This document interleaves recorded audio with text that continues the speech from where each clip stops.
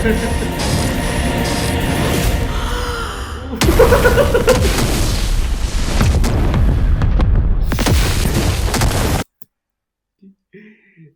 കാര്യം ഓർമ്മ വരുന്നത്. ഇത് ആരെ പടാന്ന് നിങ്ങൾ ആലോചിക്കണം. ഐ മീൻ ഈ പടത്തിന്റെ ഫസ്റ്റ് ലുക്ക് പോസ്റ്റേഴ്സ് ഒക്കെ റിലീസ് ചെയ്തപ്പം ഞാനിത് കറക്റ്റ് ഗീതു മോഹൻദാസ് ഒരു ഫെമിനിസ്റ്റ് ആണ്. വുമൺ എംപവർമെന്റിന് വർക്ക് ചെയ്യുന്ന ഒരു സ്ത്രീയാണ്. ഞാൻ ഫസ്റ്റ് ലുക്ക് പോസ്റ്റേഴ്സ് ഒക്കെ ഞാൻ കാണിച്ചത് ടോ ടോ ടോ ടോ ഒക്കെ കണ്ടില്ലേ. ഇതിലൊക്കെ ഫുൾ ഫീമെയിൽ ക്യാരക്ടറാണ് ഇവർ കാണിച്ചത്. അപ്പൊ ഞാൻ ഒരു വുമൺ എംപവർമെന്റ് ഒക്കെ പ്രതീക്ഷിച്ചിരിക്കുകയാണ്. ഇത് എന്തരപ്പാ എന്തെന്നത്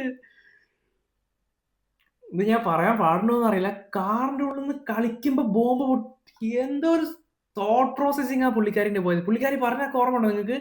എങ്ങനെ ഒരു ഫാമിലി മൊത്തമായിട്ട് സിനിമ കാണുന്ന സിനിമകൾ എടുക്കണം, സ്ത്രീകളെ മോശമായി പറ്റുന്ന സിനിമകളൊന്നും എടുക്കാൻ പാടില്ല, ഡയറക്ടർമാരാണ് ശ്രദ്ധിക്കേണ്ടതെന്നൊക്കെ പറഞ്ഞ അയ്യോ!